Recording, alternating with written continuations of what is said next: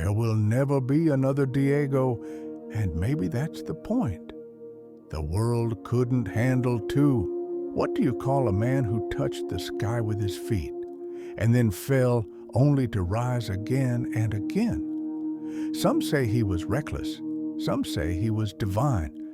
But the world knew him by one name, Maradona. Before Messi, before Ronaldo, before football became polished and branded, there was a boy from the slums of Villa Fiorito who played with nothing but a torn ball and a heart on fire.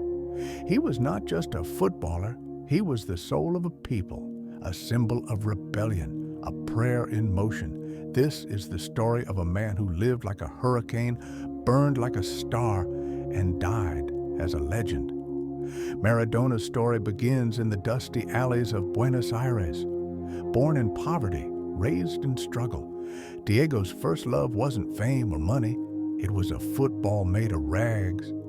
Before he ever saw a stadium, he learned to dribble on concrete against boys twice his size. He danced around obstacles just as he would later in life. Poverty, injury, addiction, pressure.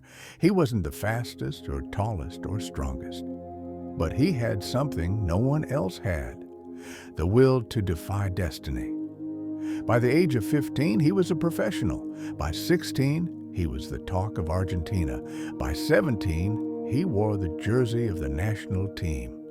But with fame came expectation. And for Diego, every spotlight burned. He wasn't trained to be a product. He was born to be a force.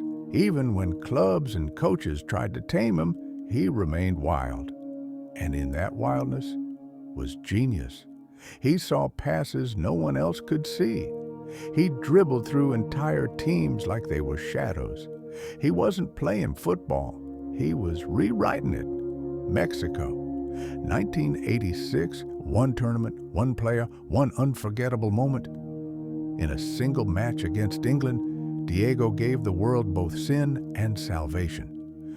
First, the infamous Hand of God goal. Controversial, cheeky, unforgettable. Then, the greatest goal in World Cup history, dribbling past 5 English players like a man possessed. That wasn't just skill, that was soul.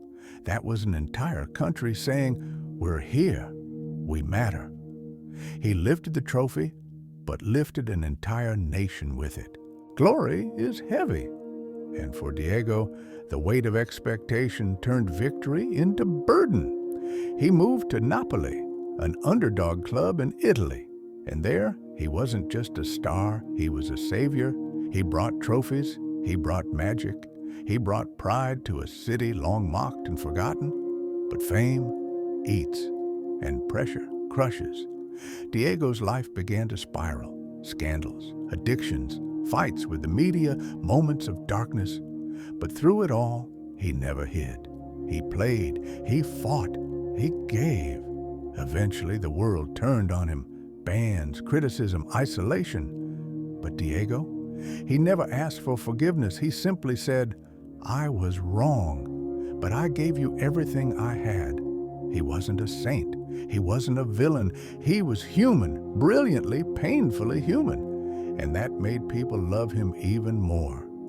Because in his failures, we saw our own. In his comeback, we found hope.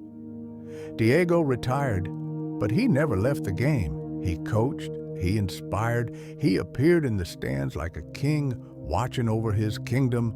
And in Argentina, his name became myth. Murals, songs, statues, not because he was perfect, but because he was real. When he died in 2020, the world didn't just lose a legend, it lost a heartbeat. Some legends are written in books, but Maradona's legend? It was written in scars, goals, and gasoline flames of passion. He was both prophet and outlaw, a genius, and a ghost you could never catch. He didn't play football. He performed a ritual.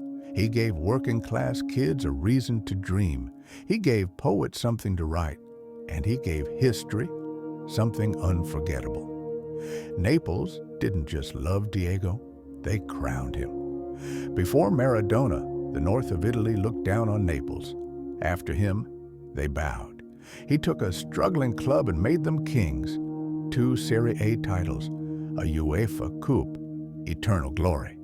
But more than trophies, he gave the people of Naples dignity. He made their pain beautiful and their poverty briefly forgotten. In murals and hearts, he's still D10S, their God with flaws. Was he perfect? Never. But he was honest, raw, messy, human. Diego never asked you to follow him. He simply showed you who he was. He stood on the world stage and said, "This is me, the whole me. Take it or leave it." And millions took it. Because the world doesn't need perfect heroes. It needs real ones. When the world lost Diego, we didn't just lose a footballer, we lost a piece of fire, of poetry, of thunder. He left behind goals that defied physics, moments that rewrote time, and a spirit that refuses to be buried. Even in death, he plays on. In street games, in songs sung in stadiums, in kids who kick barefoot, dreaming of number 10. There's a boy somewhere in Africa dribbling through narrow alleys with no shoes because he saw Diego once on a broken TV screen. There's a girl in South America practicing left-foot volleys because Maradona proved magic doesn't care about where you're from. And there's a man in his 40s who still cries when he sees that goal against England, not because it was beautiful, but because it reminded him of childhood. That is Diego's afterlife. The body dies, the voice fades, but the soul of Maradona? It's in every roar of the crowd, every impossible goal, every child who believes that their pain can become art. He was more than a player. He was proof that a life doesn't have to be neat to be great. Diego showed us that broken wings can still fly, if the heart dares. He lived hard, he fell often, but he rose every time, not with perfection, but with fire in his chest. So here's to the man who didn't just play the beautiful game. He was it, forever.